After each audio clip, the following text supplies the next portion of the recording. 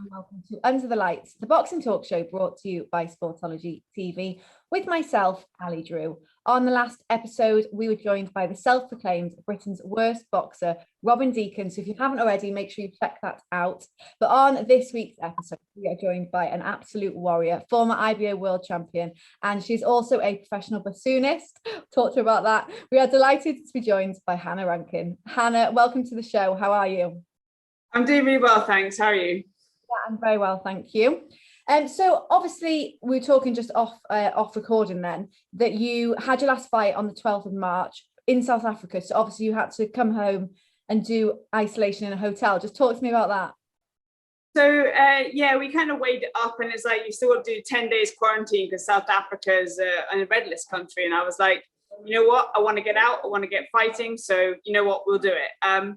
And actually, the situation to get into the hotel, and passport control, I was in passport control for 5.5 hours queuing to get through. It was literally carnage. But and afterwards, once we got through, we were kind of treated a bit like criminals, which was a bit like, we weren't allowed to go anywhere on our own, our bags and everything. And bear in mind, I've done endless COVID tests for the last month, being in a bubble, fighting and everything. So I had COVID before Christmas, so I really didn't have COVID. But yeah, but when we got to the hotel, it was okay. They let us out to the car park to do training, and they were really good with my dietary requirements. But yeah, I felt like I was doing a public workout every day for the security guards because I was out in the car park training and everyone's watching me, and I was like, it's interesting. You're out of quarantine now and back to normal, back to training in your gym. Yeah. Yes, back to. Talk to me about the fight and the experience, going over to South Africa and the great performance and actual fight night. So it was actually, Cape Town was amazing. I've always wanted to go to South Africa, so it was kind of like a tick on my bucket list as well. So it was good. I was fighting a 2 times South African champion. And, we were fight of the night, actually, as I think quite a few of the girls' fights have been recently. But yeah, we were fast paced, and it was an 8-rounder, first fight back of the year. And I was really pleased with my performance. I boxed really well. It was my first fight at welterweight. So it was kind of a chance for me to try out the new weight. Didn't know how I was going to feel and everything. So yeah, no, pleased. And, I always want to go in for a challenge. So I was in with the girl, 2 times South African champion, winning record. So it always makes me perform to my best as well. And do you think that you're going to stick to that weight now? Did you feel comfortable at that weight, at welterweight? I felt brilliant at welterweight. It's definitely the weight for me. Can't think why I haven't been at it before, to be perfectly honest. I think it was a lack of opportunities when I first started for progression. But really happy to be at welterweight now. I'm going to be progressing my career at that weight. Fight camp last summer. Fighting Savannah Marshall, which at middleweight, so a bigger weight. Just talk to me about that whole experience, what you sort of learned from it, the fact that obviously there was no crowds, it was for the world title, and just what an experience that was. I mean, firstly, I'm so proud I'm going to be one of those fighters that can say they fought during the pandemic. That's quite exciting, and I think for me the no crowds thing didn't play a big part. Being a musician, when I first started out, I did concerts to 3 people in the audience and just my mom and stuff like that. So having literally no one in the auditorium didn't affect me that much. And actually, Matchroom set it up fantastically. It's been great that Eddie's managed to do this and get so many female fights on. And also that they create the ambience and all the lights and everything. So, you feel psyched up anyway. So that didn't really play much of a part. It was a great opportunity to take fighting at middleweight for a world title. When you get a world title opportunity, I was, obviously going to take it straight away, and I thought I could win it. So yeah, no, and I think Savannah and I put on a fantastic fight. I was really pleased with the first half of the fight. I was boxing to instruction, and everything was going really well. And then I feel the second half of the fight wasn't going my way, and I got injured halfway through, which actually, in looking back now, I know affected my performance. It was my perforated eardrum, so my balance went. But no, taking nothing away from Savannah, she boxed really, really well, but it definitely made me feel as well that actually I'm not a middleweight, and Savannah's a big middleweight, so it's definitely helped me get down to welter, and I feel good about it. Yeah, because it is before I talk about the whole fight camp and female boxing in general, just talk to me about the fact you are a professional musician as well, a bassoonist, as I said in the introduction. Just talk to me about that and the fact that you sort of have to team it with your boxing. They're very, very different areas of your life. Well, actually, for me, like being a musician and being a professional boxer, we're both in the entertainment industry. One of them, I'm on stage with my bassoon. The other one, I'm in the boxing ring under the lights, So for me, that they kind of definitely fall in the same category. It's a chance to perform, chance to show off and do what you do best, sort of thing. But yeah, no, I've not actually performed since last February. It's just been awful. I haven't been on stage, haven't been with an orchestra, haven't done anything that I really truly love. So the opportunity to box during this time and actually get performance in through that angle was a real sort of, it was a blessing, really, to be perfectly honest. But yeah, no, I love them both equally. And everyone says, what would you rather do? Which one do you love more? And I was like, to be honest, I love them both. And I think I will always have music. It's a career that's you can't get too old for, whereas sport, there's a finite end to being a professional athlete in anything. So, but music will always be there. And I balance them quite well. Do you have any idea of dates when you can start doing the musical performances again? Do you know scale? So I'm actually really excited because my quintet, the Coriolis Quintet, we've actually got to our first gathering together in over a year for a rehearsal. Like, that's not on Zoom. We're getting a rehearsal in person because we're putting on a concert for live music now. It's going to be streamed into a care home. I do quite a lot of concerts for that sort of situation. So this will be the first one in a while, and I'm so excited about it. And that's in April. So yeah, no, I can't wait. Getting back, it is coming back. So yeah, just going back to the boxing. Fight camp was it was great to get boxing back. It was a great every week, great shows. But the women's fights really did stand out. They were the sort of fights of the night. They were just great performances. Do you think that how does it feel being part of that and being, involved in women's boxing when it is so exciting at the moment? So I'm so proud to be at the forefront of the change for women in the sport, to be honest. Those of us that are at the elite level at the moment, we're all kind of pushing forward for change, and we're kind of representing it and trying to make a real difference for those girls coming through. And I think Fight Camp and Eddie Hearn's decision to put on female fights, but only title fights, the top sort of level ones, is a really, really clever move, because he's had a captive audience at home who would normally not probably watch the women's fights, or people who wouldn't even watch boxing anyway, but just glad to see live sport. So they've been all tuning in to watch us. And I've noticed a lot of people around me talking about the women's fights, even though they're like, oh, did you see this one? And the general public, which is amazing. So it's great to be at the forefront of that. And I think as well that, people are now excited about women's boxing, and you can probably say that female boxing is probably the only female sport that's actually advanced during the pandemic, which is amazing for us, and just means that people can get more involved with it. And I think people like the exciting side. It's 2-minute rounds, so it's fast paced all of the time. And I think women always bring it. We're super aggressive in the ring. We want to get in there and get involved, and it's never a dull fight. So it was a great move by Eddie to put on such a variety of women's title fights, basically. Yeah, do you know what? That's so true. You never see a women's fight that's cagey at the beginning. It's just straight with the action. It is always so good. What was it like sort of growing up when you sort of started getting into boxing? Did you find it hard when you first started as a female in the sport? So because I came to boxing really late, I didn't start it until my early 20s. I've been doing taekwondo when I was a kid, and I got back into Thai boxing for fitness, and then that's what kind of led me down the boxing route when I moved to London. But I definitely encountered a lot of pushback, and my coach will say the same thing. People are like, oh, why are you taking on a female fighter? You won't make any money with her. They're not going to go anywhere. I was always asked, why do you want to fight? It's not really for women. It's you don't want to have a boxer's nose and stuff like that. It's really strange. And so I felt a lot of that at the beginning, but there's been a real shift in people's attitudes. And I think people are now more keen to empower women to get involved, and it's seen as a good option to take your daughter to the boxing club and give her a little bit of confidence, because boxing really helps improve your confidence, even if you're not a fighter, like you're just doing it for fitness. For women, I think it really helps improve your confidence. You feel stronger in yourself, you kind of exude that I know how to handle myself sort of thing. And yeah, no, I think it's good to see the change, but at the time when I first started, people were like, you shouldn't be doing this. Yeah, because you said before, the 2-minute rounds help to keep it exciting. There's been a lot of talk of people saying that the women's game should start having 3-minute rounds, the same as the men. What's your thought on that? So basically, I would love 3-minute rounds.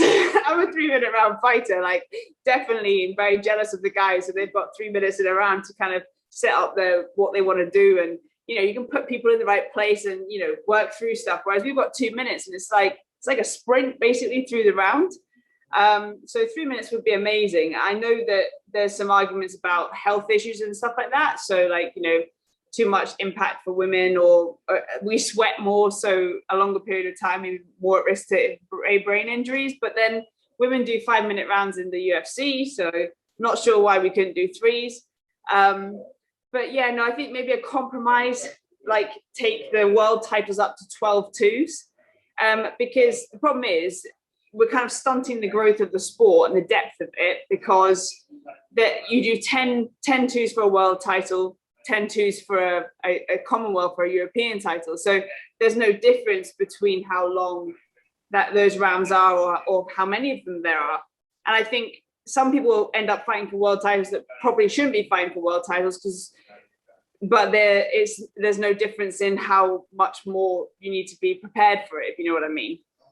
So I think something has to change. So maybe 12 twos or hopefully 10 threes at some point for a world title, and then we can kind of ease it in. Do you think that, as you say, women's boxing has grown so much? It's incredible. Since Jane Couch was the first one to do it.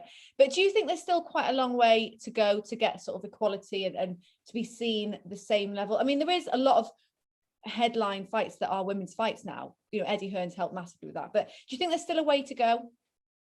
Yeah, absolutely. I think like once everything starts opening up again and we start getting small hall shows, that's where the problem lies, because women's fights are actually more expensive than the men's here. Like, when it comes just to like your 6 rounders and when you first start out, because there's not as many British female fighters as there is men, all of our fighters have to come from abroad. So automatically it costs more. So yeah, I think it's kind of like catch-22. You want more people to get into the sport so that we have more options in this country, so we don't have to spend so much money. But yeah, that's kind of something that needs to be addressed. And also obviously the financial side of it, like what we get paid in comparison to the guys is a joke, really, because we're doing exactly the same thing. And that's where the 3-minute round argument comes in, because when you can't say I bleed any less or I hurt any less in the ring, and I put in any less work to get ready for a fight. So the only argument you can say is, oh, well, you don't do 3-minute rounds, you only do 2s. So that's why I would love to get rid of that sort of argument, because then you should be paying us more. And especially as women's boxing has become more popular now, so you can't use the argument that people don't want to watch it. So therefore, like, why are we putting female fights on and all that sort of stuff? Because my first fight in America, I was meant to be on Fox Sports, but they turned off the cameras for the female fight, even though we were the only world title and actual title fight on the card. So that things have massively changed since then. But it's crazy to think that was a thing. Oh, people don't want to watch women's fights, so we're just not going to show it. I was like, what? Mentality. Women in a male-dominated sport in general, it's just seen as, I got told the other day, like, I don't know why women would do commentary, or there's a woman on, something, and I'm like, why would they not? It's like, as long as they know what they're talking about, why would they not? It's crazy. Yeah, I know. I think it's really strange because, like, we're not doing anything differently. We're just doing exactly the same thing. We just happen to not be a man. So what's the difference? There's literally no difference. If you're good at your job, you work hard, and and like what you put out, people want to listen to and want to watch. and you can be appreciated for your skill and talent and abilities. So what is the difference? There is no difference. So true. So true. Have you, now obviously you're back in the gym, do you have any fight news coming up? Do you know when you're fighting next? So I do know when I'm fighting next, but I can't tell you. But I'm really excited. It's got some really exciting fight news coming up. The next one, obviously, I'll be staying at welterweight, but that is as much as I can tell you. And trust me, as soon as I know more, I will let you. Well, as soon as I'm allowed to tell you more, I'll let you know. That is exciting. But you're back in the gym. You feel good. You're obviously at a new weight. It's almost like a new chapter, isn't it?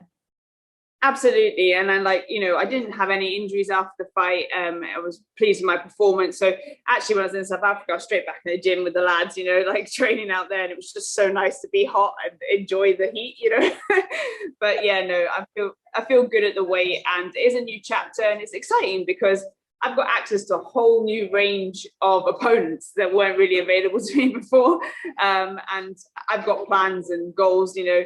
Going to stick at this weight, hoping for 3 fights this year, pick up a title of some description, and then want to be aiming for that world title at welterweight next year. So yeah, it's an exciting time for me, and I'm absolutely buzzing.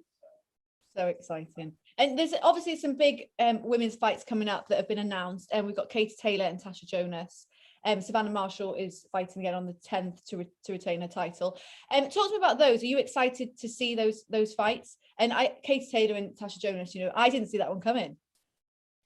See, well, I actually saw that one coming, but I'm excited about it, you know, and it's great that Tasha's getting that sort of the opportunity to have that fight, because like she's been talking about it for ages, and it's been a long one that people have been talking about in the past. So I'm quite excited for that one as well. Yeah, so who else have we got? Terry Harper will be out again soon. Just don't know who she's going to be fighting against. Hopefully all's gone well with the hand injury and stuff. But, you know, people are really excited to watch these fights. There's a Shannon Courtney fight versus Ebony Bridges. Yeah. I knew Ebony was going to get the call for that when Rachel fell through. I feel so sorry for Rachel, but this will be an exciting one to watch. The winner of that? I think probably. I think that's what will happen. But it's 2 completely different styles of fighters. You know, Ebony, she can punch.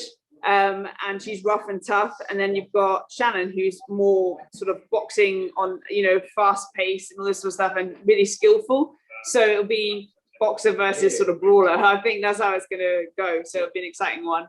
And then Savannah versus who she got, Femke Herms.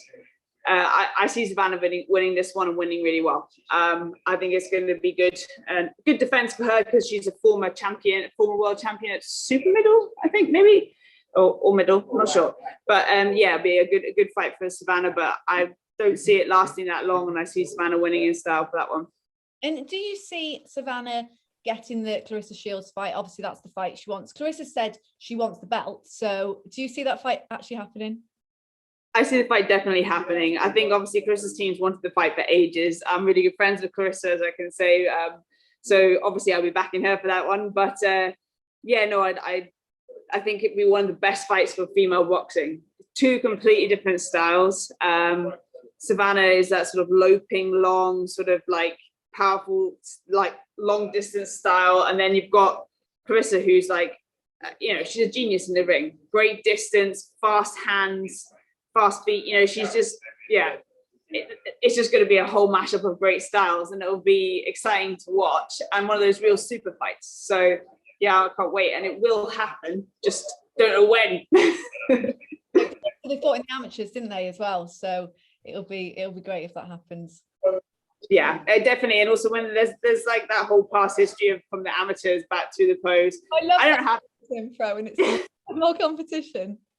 Yeah, no, and I don't have this when I wasn't in the amateurs, so I never have any of those sort of burning grudges, you know, the grudge match, but. Yeah, no, like I think that always adds a little bit of spice to it as well. So, yeah. Hannah, thank you so much for joining me. It's been great talking to you, and very excited to hear about that fight news that you have coming up. It'll be coming out pretty soon because the fight's coming up pretty soon as well. Can't wait. Thanks, Hannah. Thanks so much for having me. See you later. Great to be joined there by Hannah Rankin, and looking forward to hearing her fight news very soon. But guys, stay tuned because we have lots more coming up on the show. Please continue to do what you can to support the channel. Subscribe, like, leave some comments, share, whatever you can. We do really appreciate it, and we will see you next time.